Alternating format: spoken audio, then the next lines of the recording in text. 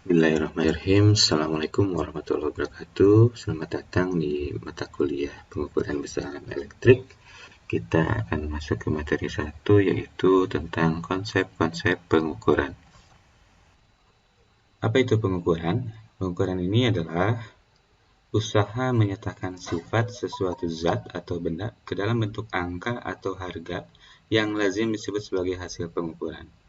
Pemberian angka-angka tersebut dalam praktek dapat dicapai dengan pertama, membandingkan dengan alat tertentu yang dianggap sebagai standar, dan keduanya adalah membandingkan besaran yang diukur dengan suatu skala yang telah ditera atau dikalibrasikan.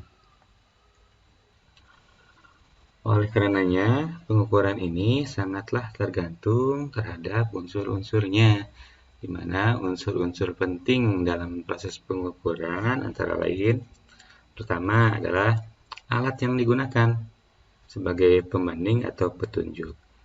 Kemudian, 2, orang yang melaksanakan pengukuran.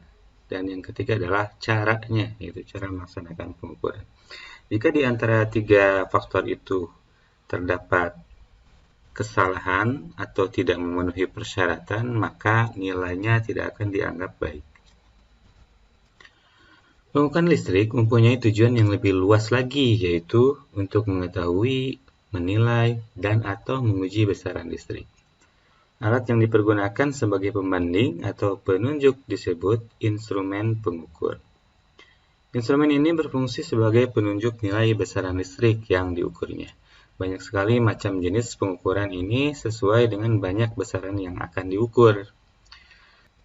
Hasil pengukuran pada umumnya merupakan penunjukan yang langsung dapat dibaca atau diketahui.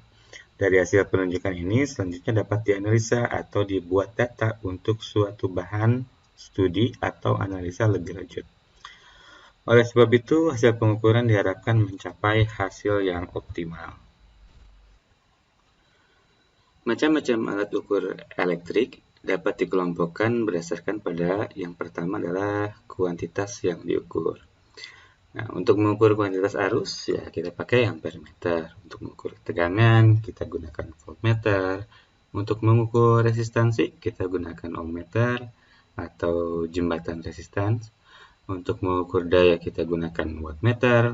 Untuk mengukur energi, kita gunakan watt jam meter. Untuk mengukur frekuensi, kita gunakan frekuensi meter. Dan untuk mengukur besaran faktor kerja, dipakai cosbimeter. Kemudian yang kedua, berdasarkan macam arusnya, ini dibagi menjadi 3. Yang pertama adalah alat ukur arus searah, kemudian alat ukur arus bolak-balik, dan alat ukur arus searah atau arus bolak-balik. Jadi hybrid ya, bisa digunakan untuk kedua jenis arusnya. Yang ketiga, berdasarkan ketelitiannya. Nah, ini batas ketelitian menurut VDE ini dibagi menjadi 7 kelas ya. VDE ini adalah asosiasi yang mengatur. Nah, untuk kelasnya ini dinyatakan standar alat ukur dari skala penuh ya. Untuk ketelitian yang tinggi yang diperlukan untuk penelitian, kelasnya itu dibagi menjadi 3, yaitu kelas 0,1, 0,2, dan 0,5. Artinya kelas di sini adalah setiap alat ukur yang memiliki toleransi ya. Toleransi pengukuran itu 0,1%, artinya nilai errornya sangat kecil. Dan untuk alat ukur industri itu kelasnya itu dibagi menjadi 4, ada yang 1%, 1,5%, 2,5%, dan 5%. Ini menandakan bahwa nilai dari toleransinya relatif lebih tinggi ya dibanding untuk keperluan penelitian.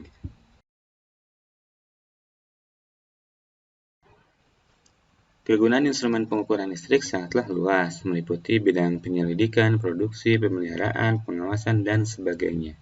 Oleh karena itu, instrumen pengukuran dibuat dengan kepekaan dan ketelitian penunjukan yang berbeda-beda sesuai dengan peruntukannya.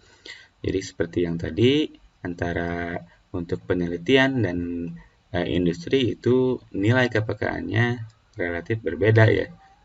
Karena untuk industri ini lebih. Selanjutnya kita masuk ke pengukuran elektronik ya. Di sini kita akan bahas tentang pengukuran elektronik, kemudian alat ukur elektronik, Kemudian kita bahas juga tentang ketelitian atau akurasi, kemudian ketepatan atau precision, kemudian ada sensitivitas, resolusi, dan nilai error.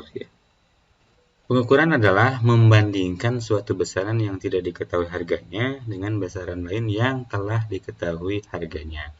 Nah, untuk mengetahui harganya itu, kita membutuhkan alat ukur ya, untuk melihat berapa sih nilai yang akan kita ukur. Nah, untuk alat ukur itu sendiri, pengertiannya adalah instrumen untuk mengetahui suatu harga atau besaran atau suatu variabel. Prinsip kerja alat ukur harus dipahami agar alat ukur dapat digunakan dengan cermat dan sesuai dengan pemakaian yang telah direncanakan. Jadi kalau kita ingin menggunakan alat ukur, ya kita harus paham dulu bagaimana penggunaannya, kemudian digunakannya untuk apa. Sekarang kita bahas ketelitian atau akurasi. Akurasi atau ketelitian adalah harga terdekat suatu pembacaan instrumen dari variabel yang diukur terhadap harga sebenarnya, sehingga tingkat kesalahan pengukuran menjadi lebih kecil. Ketelitian ini berkaitan dengan alat ukur yang digunakan pada saat pengukuran. Jadi, semakin dekat nilai suatu pengukuran dengan nilai yang sebenarnya, atau semakin dekat nilai yang dihasilkan oleh alat ukur terhadap nilai yang sebenarnya, maka bisa dikatakan itu semakin teliti gitu ya. Sebaliknya, semakin jauh nilai yang ditampilkan di alat ukur berbanding dengan nilai yang sebenarnya, maka ketelitiannya itu rendah. Yang kedua adalah ketepatan atau precision, yaitu tingkat kesamaan nilai pada sekelompok pengukuran atau sejumlah nilai di mana pengukuran dilakukan secara berulang-ulang dengan instrumen yang sama. Dalam hal ini yang harus diperhatikan adalah cara melakukan pengukuran. Oke, contohnya misalkan kita gunakan multimeter atau kita gunakan voltmeter ya. Pengukuran pertama 2 volt, pengukuran ketiga 2,1, pengukuran keempat misalkan 3 volt. Nah, kita lakukan pada satu rangkaian yang sama dengan cara yang sama, tapi misalkan hasilnya itu relatif berbeda-beda. Nah, ini akan menjadi pertimbangan bahwa si alat ukur tersebut memiliki tingkat ketepatan yang baik atau tidak gitu. Jadi semakin konsisten nilai yang dihasilkan oleh alat ukur terhadap satu objek yang sama, maka tingkat ketepatan atau precision dari alat ukur tersebut semakin tinggi. Contoh-contoh masalah dalam presisi dan ketelitian. Yang pertama adalah kesalahan paralaks. Kesalahan paralaks ini adalah kesalahan yang disebabkan oleh cara seseorang mengukur. Ya. Contohnya adalah dalam penggunaan voltmeter. Nah, di voltmeter analog itu kan ada jarum ya. Nah, jarum di sana biasanya punya bayangan di bawahnya ya. Dan itu akan mempengaruhi nilai yang akan dihasilkan berdasarkan persepsi dari setiap orang yang mengukur. Dan bisa jadi antara satu orang dengan orang yang lainnya akan menghasilkan nilai pengukuran yang sedikit berbeda. Kemudian adalah yang kedua yaitu jumlah angka berarti. Nah, ini juga ya, masalah ketelitian dan presisi ini akan ditentukan dengan jumlah angka berarti yang ditetapkan oleh setiap pengukur. Contohnya, seseorang yang menganggap 2 angka di belakang koma itu sebagai angka berarti, dan seseorang yang menganggap 4 angka di belakang koma itu adalah angka berarti akan menghasilkan nilai pengukuran dengan tingkat ketelitian yang berbeda. Selanjutnya yaitu sensitivitas, yaitu perbandingan antara sinyal keluaran atau respon instrumen terhadap perubahan variabel masukan yang diukur. Selanjutnya yaitu resolusi atau resolution, yaitu perubahan terkecil pada nilai yang diukur dari respon suatu instrumen. Dan terakhir adalah errors ya, atau penyimpangan variabel yang diukur dari nilai yang sebenarnya. Selanjutnya kita bahas model-model alat ukur. Yang pertama adalah mekanisme kumparan berputar atau moving coil mechanism. Jadi alat ini terdiri dari suatu magnet permanen dan satu atau lebih kumparan yang berputar apabila dialiri arus. Nah, alat ini hanya bisa dipakai untuk arus searah. Contohnya adalah meteran ampere, kemudian tegangan, dan ohm. Yang kedua adalah model alat ukur yang menggunakan mekanisme magnet bergerak atau moving magnet mechanism. Alat ini terdiri dari satu atau lebih magnet yang dapat bergerak bila arus melalui kumparan tetap yang menimbulkan medan dan mempengaruhi magnet tadi. Alat macam ini dipakai hanya untuk arus searah. Itu contohnya adalah untuk ampermeter, voltmeter, dan ohmmeter. Yang ketiga adalah model alat ukur yang menggunakan mekanisme besi bergerak atau moving mechanism. Alat ini terdiri dari elemen besi yang bergerak secara elektromagnetik dalam suatu kumparan tetap yang dilalui arus. Alat ini berguna untuk arus searah dan arus bolak-balik. Contohnya adalah ampermeter dan voltmeter. Yang keempat adalah model alat ukur yang menggunakan mekanisme elektrodinamik. Alat ukur ini terdiri dari kumparan yang menghasilkan medan magnet di udara dan satu atau lebih kumparan yang bergerak secara elektrodinamik bila ia diarusi atau dilalui arus. Nah, untuk model ini ada dua macam, yaitu ada yang tanpa besi dan ada yang menggunakan besi atau ferrodinamik. Alat ini dapat dipakai untuk arus searah dan arus bolak-balik. Contohnya adalah wattmeter. Kemudian yang kelima adalah model alat ukur yang menggunakan mekanisme imbas. Alat ini terdiri dari kumparan tetap yang dialiri arus dengan konduktor yang berbentuk piring atau silinder yang dapat bergerak karena arus imbas secara elektromagnetik. Alat ini hanya dipakai untuk arus bolak-balik. Contohnya adalah meteran elektrik yang berdasarkan pada imbas. Selanjutnya ada model alat ukur yang menggunakan mekanisme elektrostatik. Nah, alat ini terdiri dari beberapa elektroda yang tetap dan satu atau lebih elektroda lawan yang dapat bergerak secara elektrostatis apabila tegangan dipasang. Contohnya adalah meteran arus searah dan bolak-balik. Yang selanjutnya adalah model alat ukur yang menggunakan mekanisme dua logam bimetallic mechanism. Itu alat ukur yang mempunyai elemen dua logam yang menjadi panas bila dialiri arus, sehingga elemen itu melengkung dan menunjukkan nilai arus. Alat ini dipakai untuk mengukur arus searah dan arus bolak-balik. Contohnya adalah meteran arus. Selanjutnya adalah model alat ukur yang menggunakan mekanisme tongkat bergetar atau vibrating reed me mechanism. Alat ini terdiri dari tongkat-tongkat yang bergetar disebabkan oleh resonansi karena cara elektromagnetik atau elektrostatik. Alat ini dipakai hanya untuk arus bolak-balik, contohnya adalah frekuensi meter. Model selanjutnya adalah mekanisme pengarah arus atau rectifier instrumen.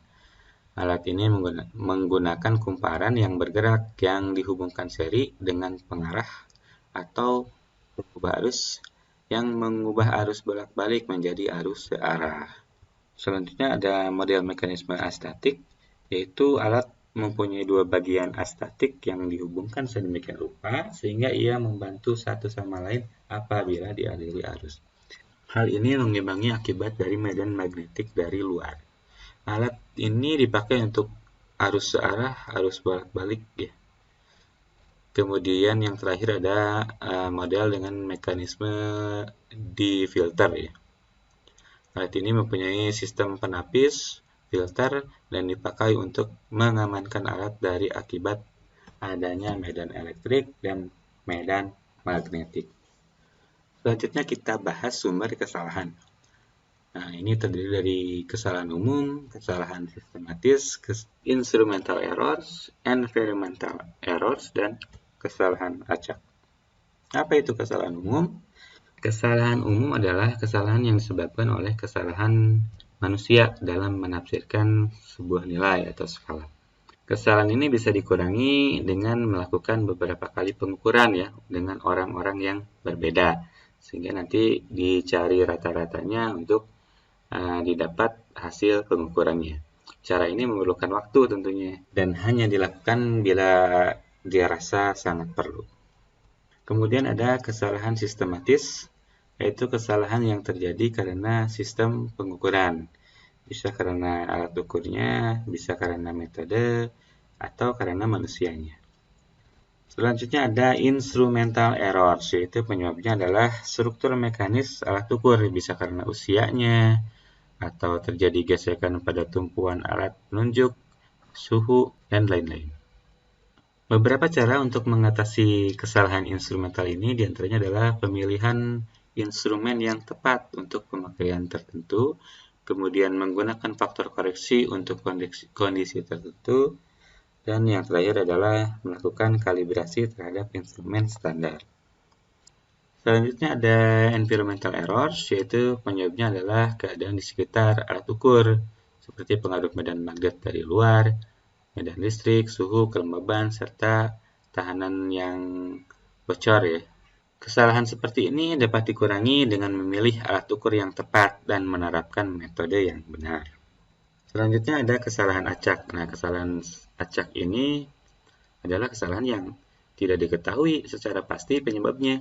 Meskipun misalnya kita sudah meminimalisir terjadinya kesalahan pengukuran, namun ternyata kesalahan ini tetap terjadi. Nah, ini sulit untuk dicari penyebabnya apa. Kesalahan alat ukur biasanya sering dinyatakan dalam spesifikasi alat yang dikeluarkan oleh pabrik berupa rekomendasi besar kesalahan yang mungkin terjadi. Contohnya, osiloskop memiliki spesifikasi kesalahan alat ukur 3%. Artinya apa? Artinya pengukuran tersebut bisa jadi memiliki nilai error sebesar 3%. Contohnya, sebuah osiloskop menunjukkan amplitudo sebesar 10 volt. Maka harga sebenarnya adalah bisa jadi 10 volt plus 3% atau 10 volt min 3%. Jadi ketika alat ukur itu menunjukkan 10 volt, ya bisa jadi nilai aslinya adalah hanya 9,8 volt atau mungkin 10,2 volt.